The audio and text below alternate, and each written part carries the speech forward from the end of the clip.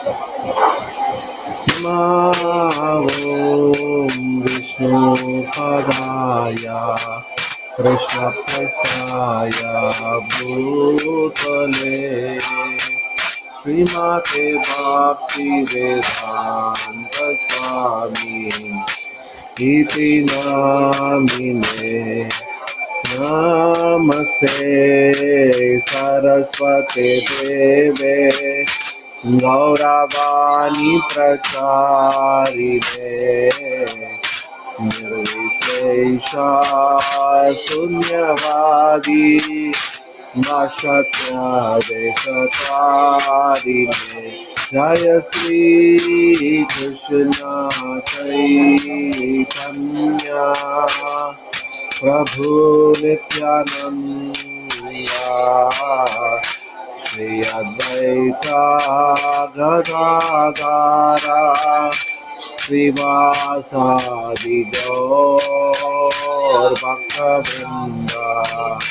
Jai Shri Krishna Chaitanya Prabhu Nityanand Shri Advaita Gadadhara श्रीवासादि Gaur भक्तवृंद।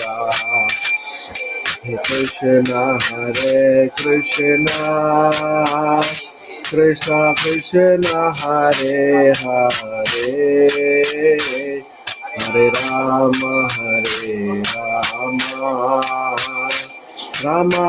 Ram Ram Hare Hare Hare Krishna Krishna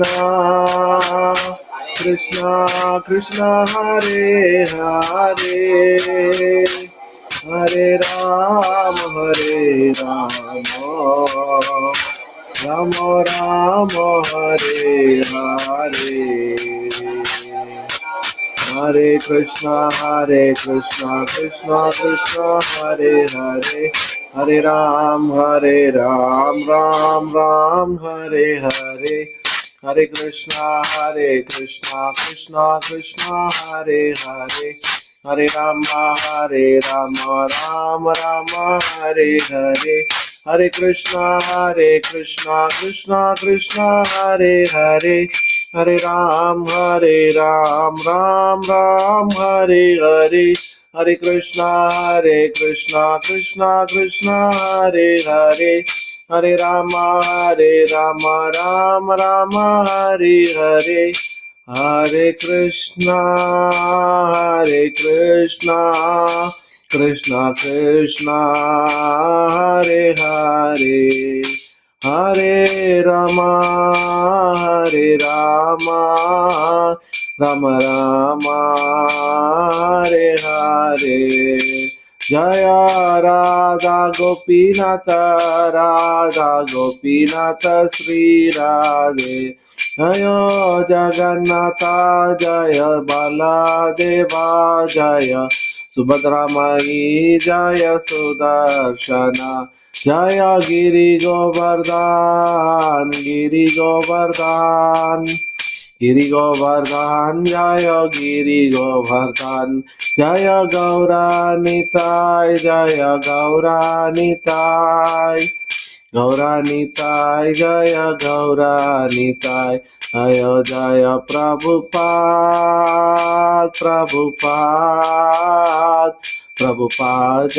Jai Prabhupada Jai Gurudev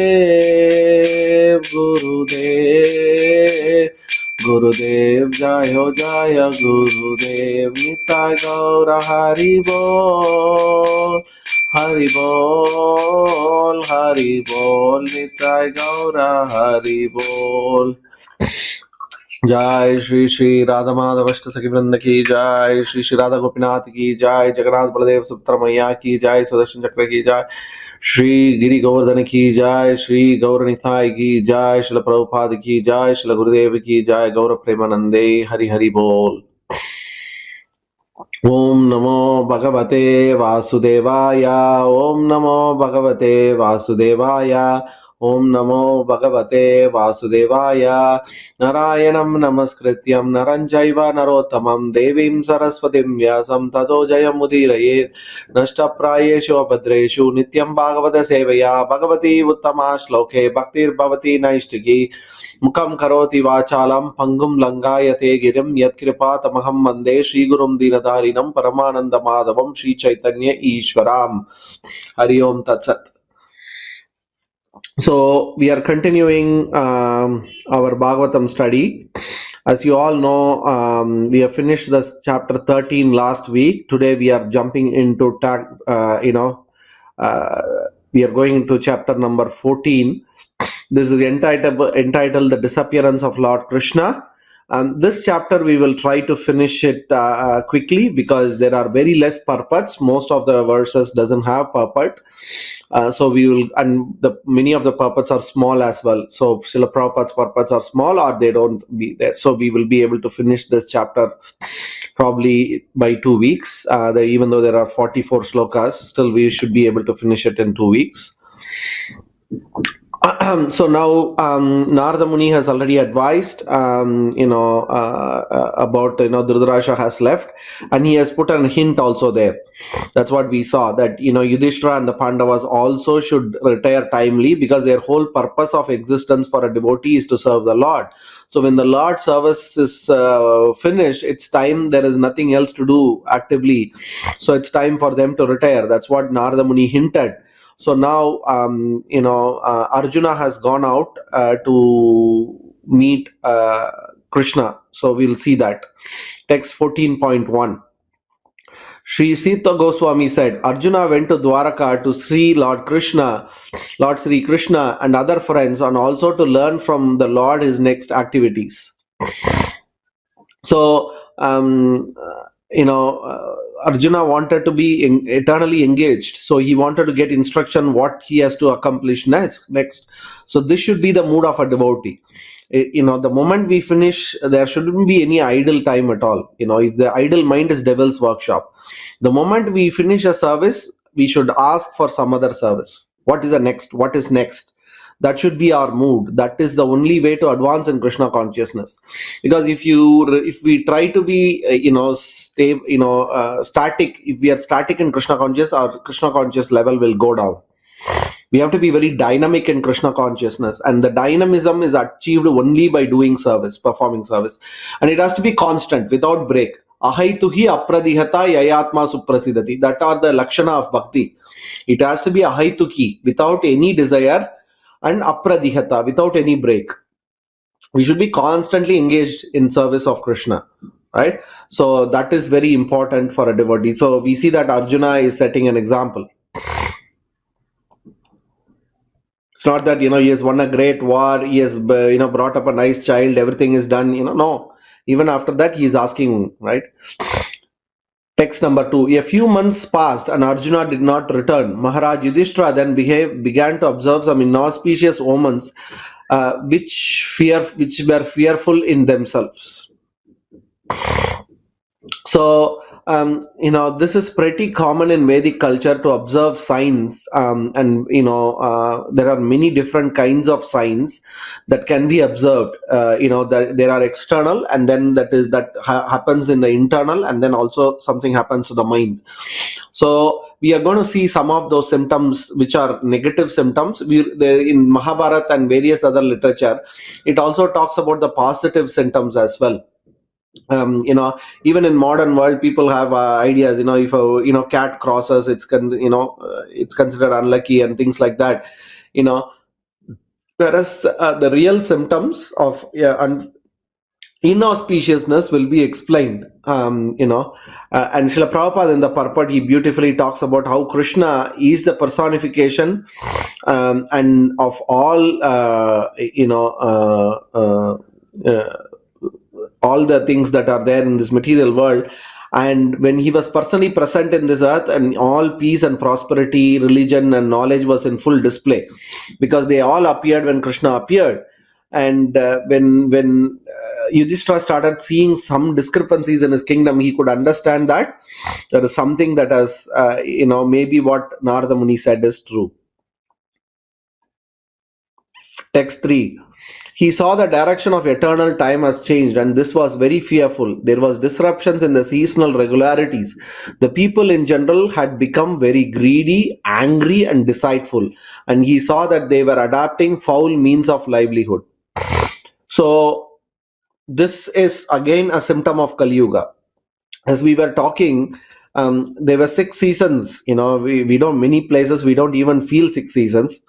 And then even the seasons are very irregular. Suddenly in between winter you will see a warm day, 26 degree, 28 degree, 30 degree, and in summer suddenly it will be one cold day, and then suddenly out of nowhere it will rain.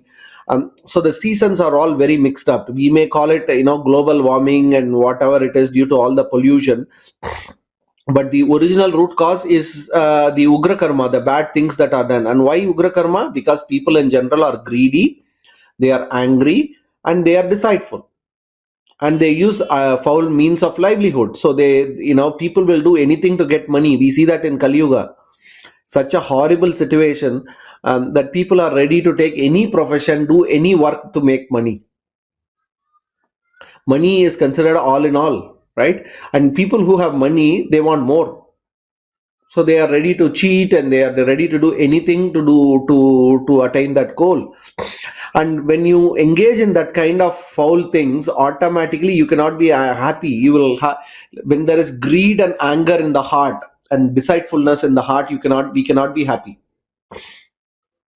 When greed, envy, anger, lust, these are all, as I said, happiness is never attained through external means. Happiness is attained only through internal, and internally when the heart is filled with all these unwanted things, there cannot be happy. So Yudhishthira Maharaj, during his time, everything, he saw at the end, all these things are slowly appearing in this kingdom. People are ready to do, they don't follow their occupational duty anymore, according to the nature, Brahmana, Kshatriya, Vaishya, Sudra. And everybody was mixing with everybody and just to make money. And nobody was doing their prescribed duty, and they were following some other's duty just to make money. So that's why you see there is so much people have this concept of the job dissatisfaction, this, that, and because we do things that are not natural to us. A Brahmana is working as a Shudra is working as a Brahmana. Everybody at the end of the day wants money. Whichever makes money, people run behind it. So because of this, there can never be happiness in this world. And Yudhishthira started observing this, because the moment Krishna left, Kali immediately appeared. All ordinary transactions and dealings became polluted with cheating, even between friends. And in familial affairs, there were always misunderstanding between fathers, mothers, sons, between well-wishers, and between brothers. Even between husband and wife, there was always strain and quarrel. So these are all symptoms of Kali Yuga that has been, mentioned. Even a little bit, when Yudhishthira's time, there was only a little bit. Nowadays, it is very common. Parents, they abandon the children abandon their parents, husband and wife, they don't live together. Even 50 years back, even 100 years back, even in Western countries, divorce was not that high. But today divorce is considered a normal thing. Husband and wife fight. Those days husband and wife relationship was considered a lifetime relationship. But we don't see that anymore. Divorce has become commonplace. People just say, they marry and then they divorce. And nowadays, even they don't want to marry also.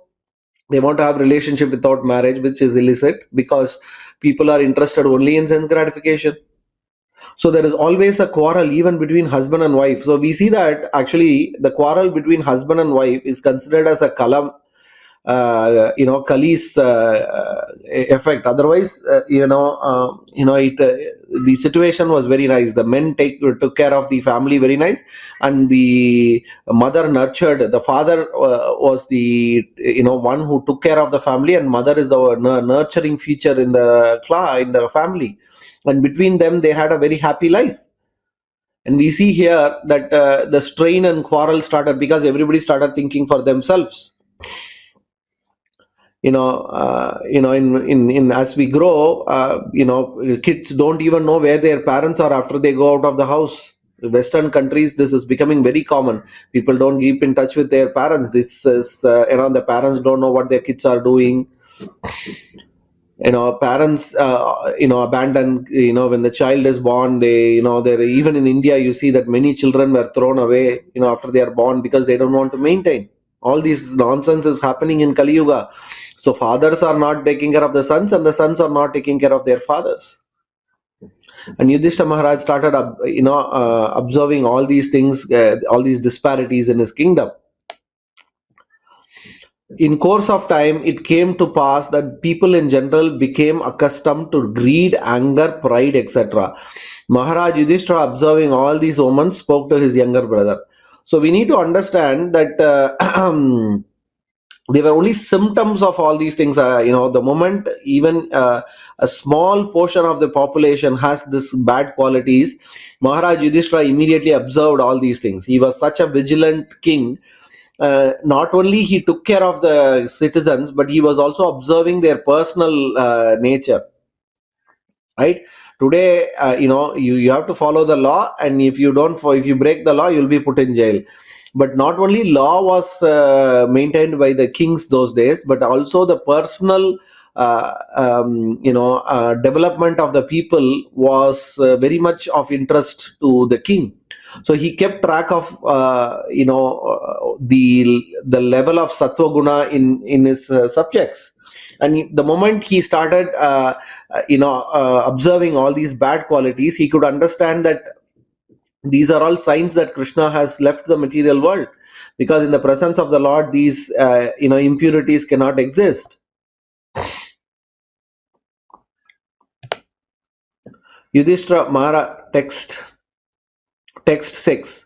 Maharaj Yudhishthira said to his younger brother Bhimasena, I sent Arjuna to Dwaraka to meet his friends and to learn from the personality of Godhead Krishna of his program of work. So, Yudhishthira is talking to Arjuna, and to Bhima, that he has sent Arjuna to Dwaraka. So there is no purport for the next few verses. Text 7. Since he departed, 7 months has passed, yet he has not returned. I do not know factually how things are going there. So it's been 7 months and Arjuna has not returned. Is he going to quit his earthly pastimes, as Devarishi Narada indicated? Has that time already arrived? So this is text number 8. So, Prabhupada in the purport, he talks about what is the purpose of Krishna coming here: to establish dharma and to, abolish adharma, or to protect the devotees and to annihilate the miscreants. So Prabhupada is quoting from Bhagavad Gita. And also to set us an example, right? Because if Krishna doesn't set us as an example, nobody will follow dharma and everything will get destroyed. So, in the purport, Prabhupada talks about these things and how Krishna generally appears as one of his plenary portions generally appear, but Krishna himself appears only once in a day of Brahma, right? And primarily the purpose is to, take care of his devotees. So now Yudhishthira Maharaj has started thinking, whether it is time that Krishna has already left, as hinted by Narada Muni. Text 9. From him only all our kingly opulence, good wives, lives, progeny, control over our subject, victory over our enemies, and future accommodations in higher planets have become possible. All this is due to his causeless mercy upon us. So this is the mood of a devotee. This is the right understanding. That's actually the reality.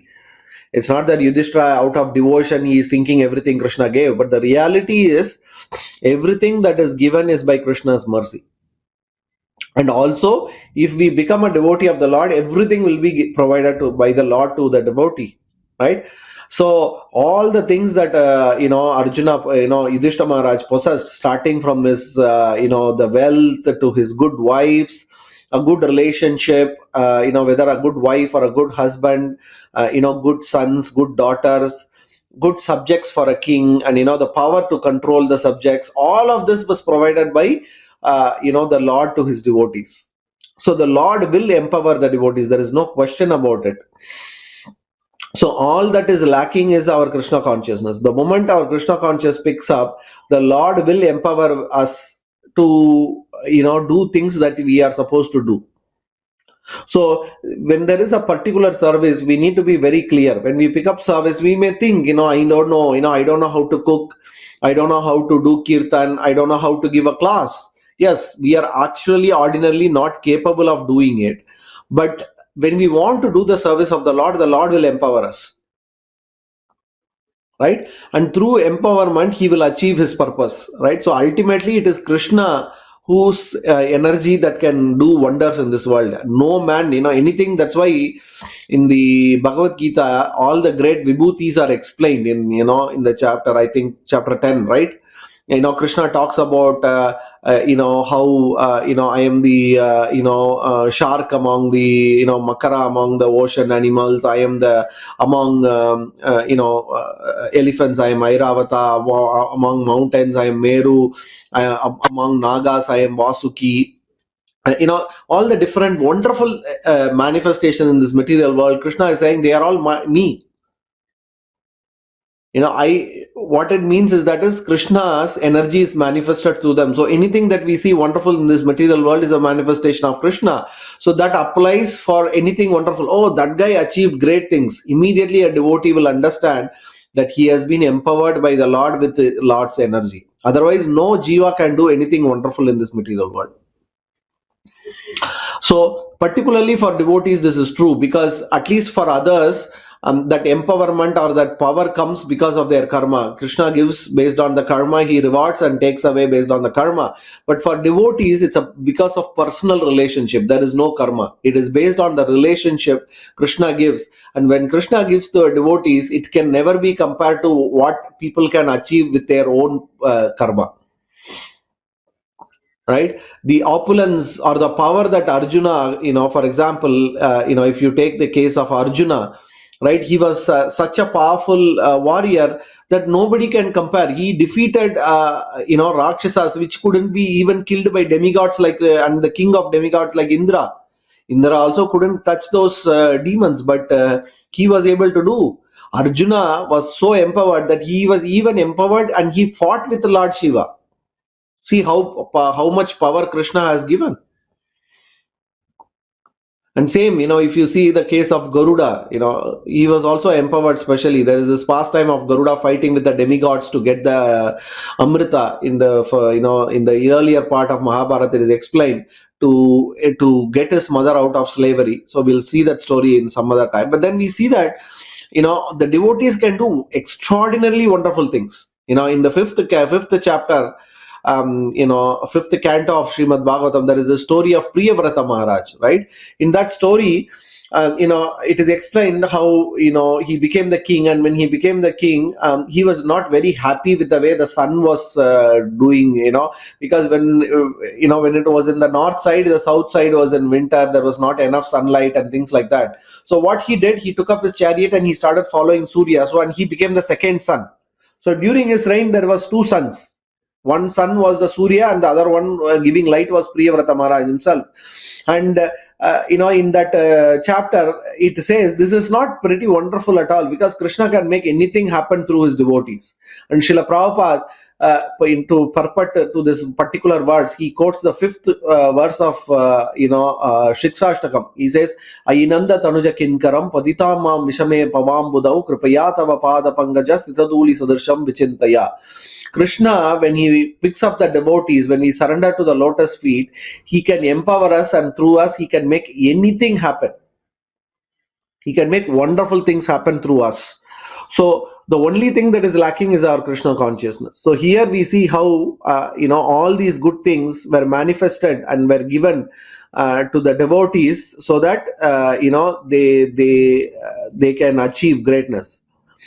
right? So Prabhupada in the purport, he talks about this idea of, in Kali Yuga, everybody thinks you do hard work, you will get the results. There is no question of mercy of the Lord. And he says that it is without mercy of the Lord, actually even hard work cannot give any results. Prabhupada talks about how even a doctor, the best doctor cannot save his medical patient. At the same time, worst patient more hopeless without medical treatment can be cured, if Krishna wills. So there is no question of just man's labor. Man's labor, there is a part to it, but more importantly, Krishna's mercy has to be there. Text 10. Just see, O man with tiger strength, how many miseries due to celestial influences, earthly reactions, and bodily planes, all very dangerous in themselves, are foreboding danger in the near future by deluding our intelligence. So, generally all these dangerous things, particularly we talk about, particularly in Kali Yuga, yeah, and now in COVID-19 situation, people talk about this mental health a lot, right? How there is a depression, how the, people go into depression, or their mental health is going down because they can't go out, they can't socialize, they are all, in lockdown, and there is so many problems, right? And here we see that all these things are symptoms of Kali Yuga. And the reason that all of this is happening is because there is so much bad things around us, and the bad things are happening because of our ugra karma. So it's a bad cycle. We, out of greed, envy, anger, we engage in foul activities that creates disturbance in the society, including celestial influences, earthly reactions, and bodily pains. All these three are manifestations of our bad karma. And when they come, what they do, they affect our intelligence, and then we become further more dull. And when we are dull, what happens, we are more in mode of ignorance, and we do more sinful activities, and then we do produce more bad karma, and then we go into this negative cycle. And this negative cycle doesn't existed. It was the king's job to make sure that this cycle didn't exist. And Yudhishthira Maharaj, as a king, was very careful, but he saw that all of this have started appearing already. So that means, in spite of him being the king, if all these things is happening, that means his empowerment is slowly leaving. That means Krishna has already left, because he can understand that all of this is happening and that he is not able to control them, right? Because devotee means he understands that I am not the controller.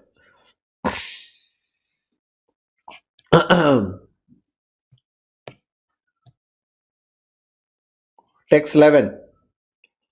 The left side of my body, my thighs, arms, and eyes are all quivering again and again.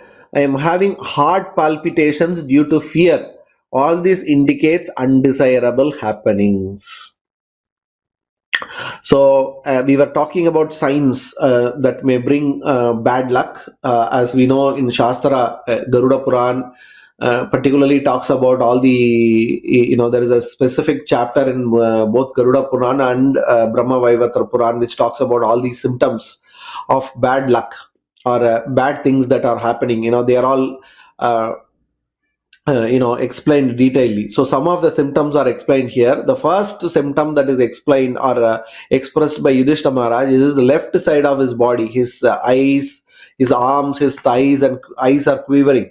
So when the left eye quivers, then we can understand that something is going to happen which is undesirable, right?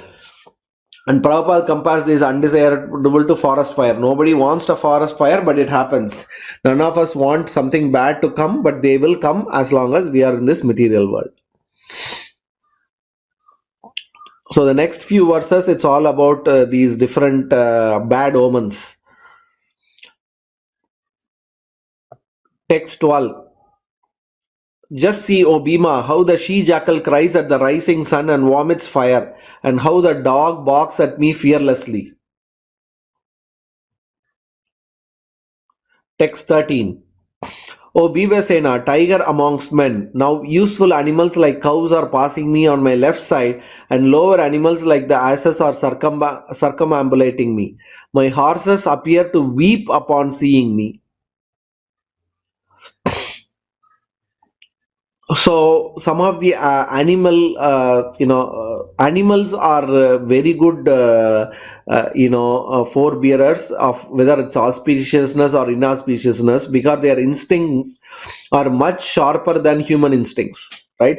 If this is true 5000 years back, we can understand how much true it is.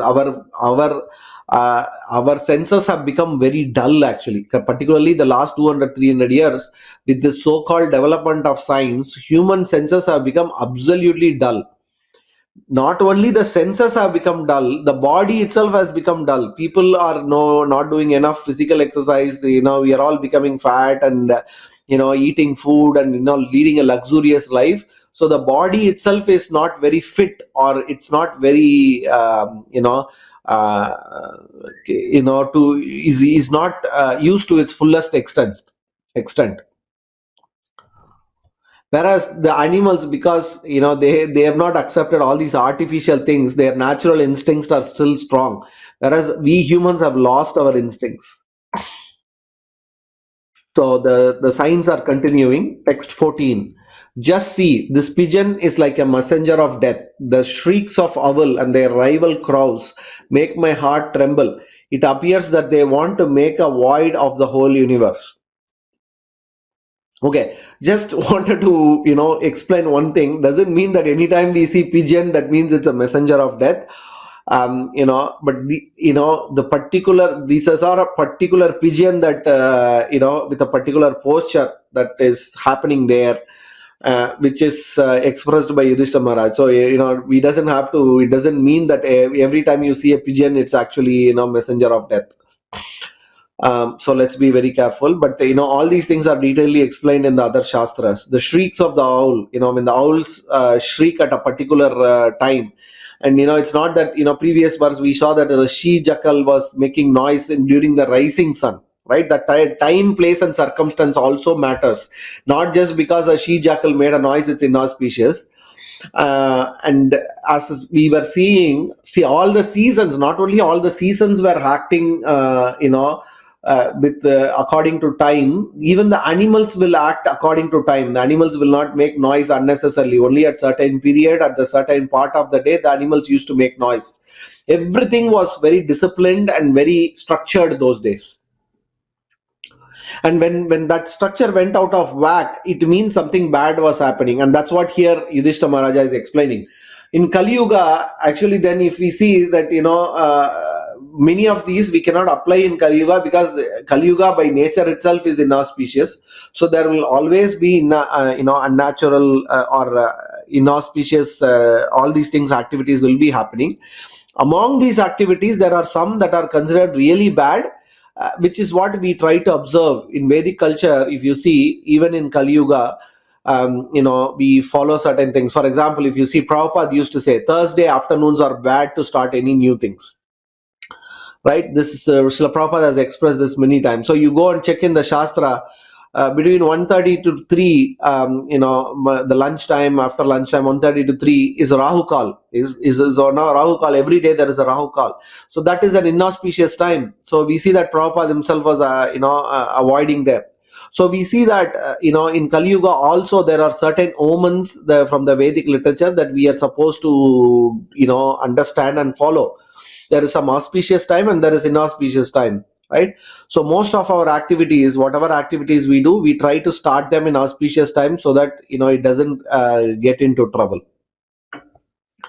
All these things, Vastu Shastra, this or astrology, they are all there to just help us, so that we can avoid much trouble, so that we can engage our time in spiritual life.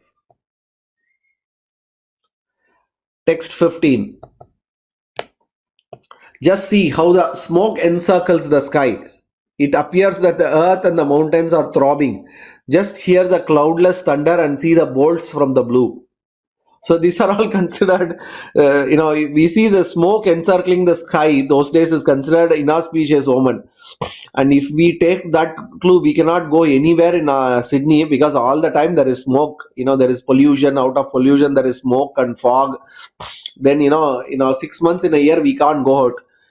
Leave alone Sydney. If you go to a place like Delhi and all, which is so polluted, There is smoke that is, in most days you cannot even see the road ahead of us, leave alone sky. So that means all our cities are very inauspicious. We are living in a very inauspicious place, at an which is a bringer of bad luck for us, or which is a bringer of undesirable things for us. And then we think we are living in a very advanced. Oh, I live in Sydney, one of the greatest city in the world. Nonsense. The cities are just harbingers of misfortune. That's it. And cloudless thunder and bolt, lightning and thunder without rain is also considered very inauspicious.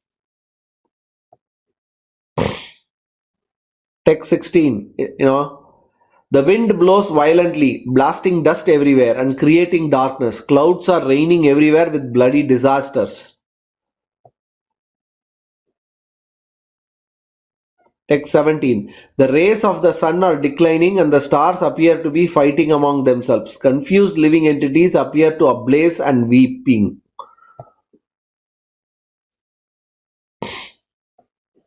Rivers, tributaries, ponds, reservoirs, and the mind are all perturbed. Butter no longer ignites fire. What is this extraordinary time? What is going to happen? So when Krishna appears also, extraordinarily good signs appear, and when Krishna disappears, extraordinarily inauspicious things happen. So, and all these signs were observed by Yudhishthira Maharaj. Text 19. The calves do not suck the teats of the cows, nor do the cows give milk. They are standing, crying, tears in their eyes, and the bulls take no pleasure in the pasturing grounds. Right? Even animals, eating is one of their primary activities. And when Krishna left, it created such a desolate condition that even animals didn't feel like eating. Text 20. The deities seem to be crying in the temple, lamenting and perspiring. They seem to about to leave. All the cities, villages, towns, gardens, mines, and hermitages are now devoid of beauty and bereft of all happiness. I do not know what sort of calamities are now awaiting us. So finally, also the deities, in the temples those days, they had different deities of the Lord and also of the demigods as well. And it was seen that the deities are crying and lamenting and perspiring, right? So these are all the ways that the deities also communicate. This is true even today. This is one of the leelas that has happened. Uh, in near Mayapur, or in Calcutta, there is a suburb called Kardaha, right? Kardaha is the place where Nityananda Prabhu stayed after Mahaprabhu took sannyas and went to Puri. So he moved, Nityananda Prabhu, with his two wives, he moved to Kardaha, and that's where he brought up his son, Veerabhadra Prabhu, right? Now, the deities that are worshipped, that story of the deity itself is very wonderful, the Radha Shyam Sundar. So, Veerabhadra Prabhu was incarnation of the Garbhodaka Shahi Vishnu. He was a very powerful preacher. He was such a powerful preacher those days. In India, they will forcefully convert in Hindus into Muslims. And it is said that for every Hindu converted into Muslim, Veerabhadra Prabhu will convert 10 Muslims back into Vaishnavas. That's how powerful his preaching was. So when the local king, the local sultan heard about it, he was very upset. But still, he wanted to test how powerful Veerabhadra Prabhu was. So he had a daughter who was possessed by, by a ghost, and she was acting like a mad girl. So none of the doctors the best doctors in the whole country couldn't cure her. So he called this Veerabhadra Prabhu to come, and Veerabhadra Prabhu went to meet the Sultan. And on his way, when he entered the palace, before entering the palace, the outside there is this wall, right? Or the fort is covered by the wall, surrounding wall. He looked at the wall, and at a particularly one part of the wall, he looked very particularly, and then he went inside. And then the Sultan heard that, I heard that you are a great sadhu and this and that. I want to make sure that you're not cheating my people and this and that. So Veerabhadra Prabhu said, what do you want to do? How do you want to test me? And he said, I have this daughter, if you are real sadhu, cure her.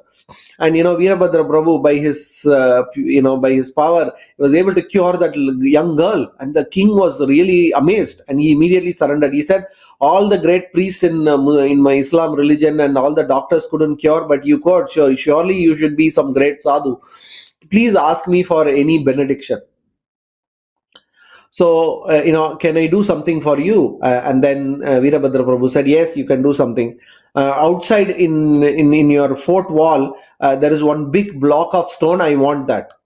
And then, the king said, okay, let's go and look. And then he saw that was one of the base stones of the wall. And then the king said, how can I give this to you? If I give then this whole portion of the fort wall will, the castle wall will come down. And then I will lose my protection, and then the enemies attack, it will become a big problem. And then Veerabhadra Prabhu said, don't worry, I will take care of it. I will take you give me permission, I will take the stone without breaking the wall. And then the king said, okay. And Veerabhadra Prabhu, he pulled the stone block. It was a huge block. It was like 10-12 feet long and 10 feet in height, and it was weighing tons and tons. And Veerabhadra Prabhu pulled that stone just like from a stack of cards you pull that one card and the rest of it goes down. So like that he pulled the stone out, and the king was amazed. And then the Veerabhadra Prabhu took that stone. Why he was so particular was that stone is actually full shaligram. That huge stone was full shaligram. And why it was a huge shaligram was because on that stone, in the Shastra, we find that Krishna sat, he killed Kamsa on that stone, sitting on that stone. So, that whole stone is the shaligram. So, Veerabhadra Prabhu got it. And then he asked a sculptor to make a deity. So they made a deity. When Veerabhadra Prabhu said, he said, no, this is too big. This deity is not the right size. So he sent it to Vrindavan. And then he asked him to do one more set from the same stone. They made another, and he said, no, this is too small. And that also he sent to another place. And the third set of deities that were done, that were perfect, and they were the right size. So Veerabhadra Prabhu was very happy. And that deity is called Radha Shyam Sundar. Right, he established those Vigraha in Kardaha. Even now those deities are there, and he worshipped them. This Radha Shyam Sundar, why I am telling this story is because we are hearing about how the deities are lamenting and perspiring, right? So it is said even today, the Goswamis who worship the Radha Shyam Sundara Vigraha in Kardaha, they are very careful, because if they make an offense, if they do anything a mistake, my Guru Maharaj explains this in one of his lectures, that it seems that the Radha Shyam Sundar will start perspiring. And if they start perspiring, it means the Pujari has done some big offense. And it is said that that night, Krishna will come and finish off the life of that Pujari. So the Goswamis, they are very careful. They make sure that Krishna is always cool. He doesn't perspire. Shyam Sundar doesn't perspire. So even now we can go and see that, if Krishna is unhappy, the deity Vigraha is unhappy with the service, he will perspire. So this, we see that was happening even during the time of Yudhishthira Maharaj. Anyway, text 21. I think that all these earthly disturbances indicate some greater loss to the good fortune of the world. The world was fortunate to have been marked with the footprints of the lotus feet of the Lord. These signs indicate that this will no longer be. So, all the signs that Yudhishthira Maharaj was talking about, generally one or two signs appear to show misfortune. But all of them happening at the same time means it's not only something bad for the individual, but it looks like it's bad for the whole world. And that means the fortune of the world is lost. And what is the biggest fortune? The biggest fortunate of the world, or Bhuma Mata, was to have the lotus footprints of the Lord on her. And Yudhishthira Maharaja can see that so many negative signs are coming. That means Krishna is no more with us. Text 22. O Brahmana Shaunaka, while Maharaj Yudhishthira, observing the inauspicious signs on the earth at that time, was thus thinking to himself, Arjuna came back from the city of Yadus, Dwaraka. So Arjuna has returned as Maharaj Yudhishthira started contemplating. Exactly at that time, Arjuna came there. When he bowed at his feet, the king saw that his dejection was unprecedented. His head was down, and tears glided from his lotus eyes. So he has never seen his brother dejected, right? He has seen him dejected, but not to this level. So this was unprecedented, right? So in addition to seeing all the bad signs, the greatest warrior of all time, who was always enthusiastic, always determined, who was had all the greatest qualities, he was, in dejection. Seeing Arjuna pale due to heart-flexed anxieties, the king, remembering the indications of sage Narada, questioned him in the midst of the friends. Immediately, he remembered Narada's instruction that the time has come for Krishna to leave, so Pandava should be ready. So immediately, Arjuna, Yudhishthira Maharaj jumped into the topic.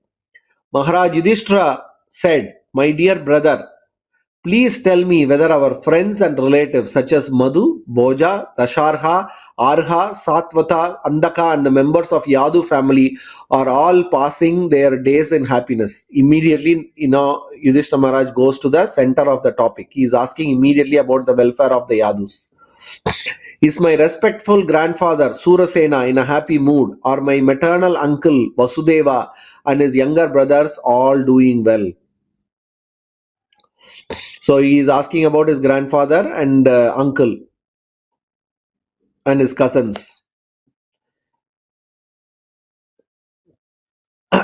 Text 27. His 7 wives, headed by Devaki, are all sisters, and their sons and daughters-in-law all happy. So he's asking about the whole family. Text 28 and 29. Or Ugrasena, whose son was the mischievous Kamsa and his younger brother, still living, or Hridika and his son Kritavarma happy, or Akrura, Jayanta, Gada, Sharana, and Shatrujit all happy. How is Balarama, the personality of God and the protector of devotees? So he's asking one by one. First, he is asking about the head of the family, Ugrasena, who was the grandfather of Krishna, right? So he was the king of, so he and his, he was the eldest. So because they were very old, Yudhishthira is asking, are they still living and happy? He's also harping about the next generation, Hridika and Kritavarma. Particularly Kritavarma, he is also asking about Kritavarma, even though because Kritavarma actually fought on the side of Duryodhana against Yudhishthira, but Yudhishthira still loved him because he belonged to the family of Krishna, right? So you see that how Yudhishthira Maharaj was in one of the previous verses, he was called Ajata Shatru, meaning he has no enemies. He never considered anybody as an enemy, even though Kritavarma took, Duryodhana's side. And then he is asking about the others, including Akrura, Jayanta, Gada, Sharana, and Shatrujit. Now he is specifically asking about Balarama, and he is asking, calling him as Bhagavan. And Prabhupada very clearly talks about how, Balarama is non-different from Krishna. He is the first expansion of the Lord, and he is the protector of the devotees. One of the most important qualities of Balarama is he protects the devotees. And he is the spiritual master, Adi Guru, right? And Prabhupada also explains about the same Baladeva appeared as Nityananda Prabhu, and he was causelessly merciful, and he saved the worst of the mankind in the form of Jagai and Madai. And that's why here he is specifically addressed as Bhagavan and the protector of devotees. Not only the protector of devotees, but he even, first he makes everybody into devotees. Even the worst, he can convert them into devotees. Text 30. How is Pradyumna, the great general of the Vrishni family? Is he happy? And is Aniruddha, the plenary expansion of the personality of Godhead, faring well? So they are all Vishnu Tattvas, and they are also the sons. So he is asking about the next generation, right, of the Vrishnis. Text 31. Are all the chieftain sons of Lord Krishna, such as Susena, Charudeshna, Samba, the son of Jambavati, and Rishabha, along with their sons, all doing well, right? Because not only Krishna had sons, his sons had sons, and they had sons. So it was like, already 3-4 generations five generations of people are actually living together, starting from Ugrasena to Vasudeva, then to Krishna, Krishna's son, and their son. So there was like more than 5 generations living together. And Prabhupada talks about how Krishna had 16,108 wives and he had 10 sons through each of them, right? And each of them had 10 sons. So basically there was more than million members of Krishna's family alone. Then his cousins and their family, and they were all living in such a great place. So we can understand how big his family was. Text 32 and 33. Also, Shrutadeva, Uddhava, and others, Nanda, Sunanda, and other leaders of liberated souls who are constant companions of the Lord, are protected by Lord Balarama and Krishna. Are they all doing well in their respective functions? Do they, who are all eternally bound in friendship with us, remember our welfare? So, Prabhupada talks about now, Krishna asked about, Yudhishthira asked about Samba, Aniruddha, Pradyumna, they are all Vishnu Tattvas. Now he is also talking about all the other liberated souls, Jivas, who are serving Krishna in the spiritual world, which is Dwaraka or Mathura or, Goloka Vrindavan. And Prabhupada talks how, all the associates of Krishna, they are all liberated souls. But some of us have forgotten them and have become captured by this Maya. So Prabhupada says that this is the difference between Vishnu Tattva and Jiva Tattva. The Jiva Tattva are so small that they require the protection of the Lord all the time. The moment we are out of the protection of the Lord, we will be under the control of Maya. The moment we want to be independent, the moment then we lose our independence, because we will be covered by Maya. That's the irony of it. The more we surrender, the more independent we are. The more we want to be independent, the more bound we are. So a devotee understands this very clearly. Text 34. Is Lord Krishna the Supreme Personality of Godhead, who gives to the pleasure to the cows, the senses, and the brahmanas, who is very affectionate toward his devotees, enjoying the pious assembly at Dwaraka Puri, surrounded by his friend. So this verse is one of the very important prayers. Bhagavan api Govindo Brahmanyo Bhakta Vatsalaha. So Govinda means he is a master of the cows. Govinda also means the master of the senses. Govinda also means the master of the whole earth. Govinda also means that he is the king of all the demigods. So we see that Govinda, after the Govardhan pastime, when Indra and all the demigods surrendered and they accepted Krishna as the Supreme Personality of Godhead, he was named as Govinda, meaning he is the king of all the demigods. Even now you can go and see the Govinda Kund in Govardhan, where this pastime happened. So Krishna is called Govinda, and Brahmanyo is always the protector of the Brahmanas. Krishna, Brahmanas means people who are in Sattvagun, right, or above, Suddha Sattva. So Krishna is very particular about protecting the Brahmanical culture, because Brahmanical culture is the basis of spiritual life. Without Brahmanical culture, it is very difficult to follow spiritual life. Today, we are all struggling in the material world as devotees, because the whole world is either under the control of Tamogun or little bit of Rajogun. There is absolutely no Sattvagun. So as long as there is no Sattva Guna is there, it is very difficult to practice any form of spirituality, leave alone bhakti. Whether it is karma, jnana, it is difficult. But bhakti is actually independent. So we are still able to do it, but other forms cannot work without Sattva Guna. Whereas bhakti is not independent, bhakti is completely independent, but still it is better to have Sattva Guna. It's not that only, but for others, absolutely Sattva Guna is needed. Without Sattva Guna, you cannot do jnana or karma or hatha yoga, right? Whereas bhakti can be done by a person even in ignorance. That's why we see even animals can engage. Generally animals are considered to be in the mode of ignorance. So even animals and people from demoniac family, we see that they are engaged in devotional service, right? So it doesn't matter, right? But the ideal place is to have a Brahmanical culture. And that's what Srila Prabhupada has established through ISKCON all over the world. When we go to the temple, there is a sattva, at least Suddha Sattva, right? Pure, we find devotees, we see deities, we see Arati, we hear Kirtan, we hear class.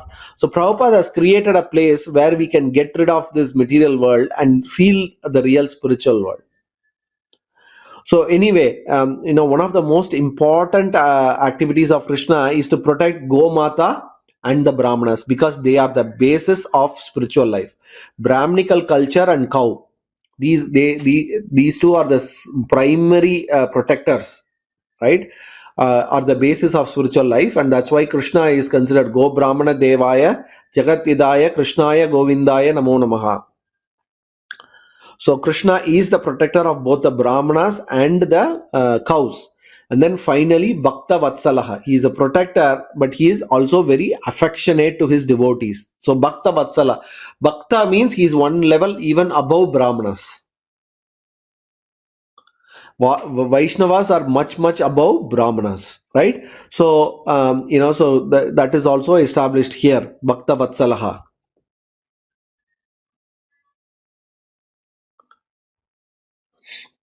Right, so it is very important. And Prabhupada says a society devoid of cow protection, Brahminical culture is not under the direct protection of the Lord, just as the prisoners in the jail are not under the protection of the king, but under the protection of the severe agent of the king. Right, so without cow protection and cultivation of Brahminical qualities, at least for a section of the member of the society, no human civilization can prosper at length. So how much our scientific advancement we make, we can never be happy in this material world as long as a portion of this material world or the portion of the population has Brahminical qualities. One who was, because if everybody is selfish, greedy, there can never be happiness in this society. So Prabhupada talks about the importance or the qualities of Brahminical culture, like truthfulness, equanimity, sense control, forbearance, simplicity, knowledge, and faith in Vedas. And then he says, one who surpasses that Brahminical perfection, one comes to the level of a devotee. So as we were seeing in the last case, devotee means he doesn't have to strive to become perfect. All these good qualities will automatically manifest when we become devotee of the Lord. We don't have to strive separately to be, get all these good qualities. They will automatically manifest as long as we do our devotional service nicely without any offense. So there are another 10 verses only. Today we have covered a lot of verses because, as I said, there is very less purport. The next 10 verses we will cover in the next class, and if possible, we will also start the 15th chapter next week. So the last 10 verses we will cover in the next week's class.